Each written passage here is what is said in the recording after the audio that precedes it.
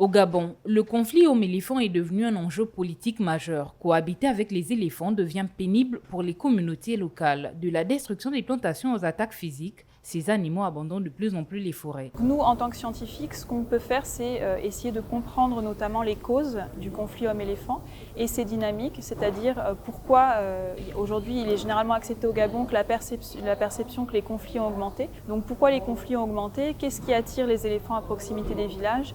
Qu'est-ce qui perturbe les éléphants dans leur milieu forestier?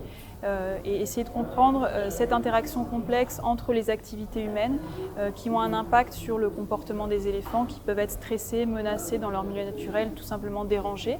Et puis aussi toutes ces modifications de la forêt. Aujourd'hui, le Gabon est couvert à 88% de forêt, mais ce n'est pas une forêt qui est intacte. Différentes stratégies incluses dans le programme de recherche sur l'éléphant ont également été dévoilées. Il s'agit du suivi des éléphants à travers les colliers GPS, des pièges photographiques et des tests génétiques. Il y a 20 ans, il y a 30 ans, les éléphants n'attaquaient pas. Qu'est-ce qui s'est passé? Est-ce que, comme on le dit bien trop facilement, ce sont les changements climatiques? Est-ce que les changements climatiques font en sorte que les aires d'alimentation d'éléphants deviennent rares, donc ils s'en vont de plus en plus loin pour s'alimenter? Est-ce que c'est l'activité économique de l'homme? Est-ce que l'homme va de plus en plus loin dans la forêt? Peut-être pour l'exploitation forestière, peut-être pour l'exploitation minière ou pour tout autre type d'exploitation. Est-ce que c'est le braconnage intensif qui devient incontrôlable dans le pays? Qu'est-ce qui fait en effet que l'éléphant se déplace de ces animaux, de ces zones habituelles pour aller être en compétition dans les plantations et dans les villages des humains? Soulignons que l'éléphant, pourtant classé en voie de distinction par certains experts, semble encore très peu étudié au Gabon.